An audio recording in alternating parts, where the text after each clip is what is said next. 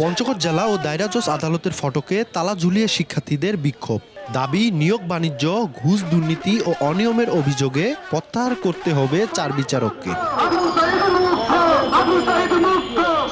আন্দোলনকারীরা জানান, গণ অভ্যুত্থানের পরেও ঘুষ, দুর্নীতি ও নিয়োগ বাণিজ্য করে আসছেন পঞ্চগড় আদালতের সিনিয়র জেলা ও দায়রা জজ Golam Faruk, chief judicial magistrate মেহেদী হাসান মণ্ডল ও সিনিয়র জুডিশিয়াল ম্যাজিস্ট্রেট আশরাফুজ্জামান ও জুডিশিয়াল ম্যাজিস্ট্রেট আবু হেনা সিদ্দিকী। প্রতিবাদ করলে সমন্বয়কদের দেখে নেয়ার হুমকিও দেন তারা। তাদের অপসারণের দাবিতে 22 জানুয়ারি 24 ঘন্টা সময় বেঁধে দিলেও তা বাস্তবায়ন হয়নি। পরে রোববার দুপুর থেকে আদালত চত্বরে জড়ো হয়ে আদালত ঘেরাও ও মহাসড়ক অবরোধ কর্মসূচি শুরু করে বৈষম্য বিরোধী ছাত্র আন্দোলন।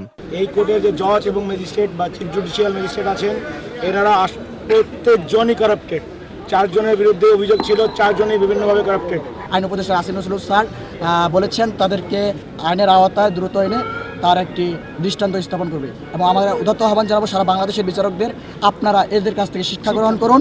রাত 8টায় জেলা প্রশাসক ঘটনাস্থলে গিয়ে বিচারকদের বিরুদ্ধে ব্যবস্থা নেয়ার বিষয়ে সরকারের সিদ্ধান্ত জানালে আন্দোলন থেকে সরে যান আন্দোলনকারীরা। আগামীকালকে থেকে ওনারা বিচার কাজের সাথে সম্পৃক্ত হবেন না এবং ওনাদেরকে এখান থেকে প্রত্যাহার করার ব্যাপারে যেটা আমি শুরুতে বললাম, অলরেডি প্রসেস শুরু হয়েছে, ওরা চলে যাবে। দীর্ঘদিন ধরে পঞ্চগড় জেলা ও দায়রা জজ আদালত এবং চিফ জুডিশিয়াল ম্যাজিস্ট্রেট আদালতের বিভিন্ন পদের নিয়োগ পরীক্ষায় বিচারকদের বিরুদ্ধে ঘুষ, বাণিজ্য, দুর্নীতি ও অনিয়মের অভিযোগ করে আসছিলেন স্থানীয়রা। সোহাগ হায়দার, সময় সংবাদ, পঞ্চগড়।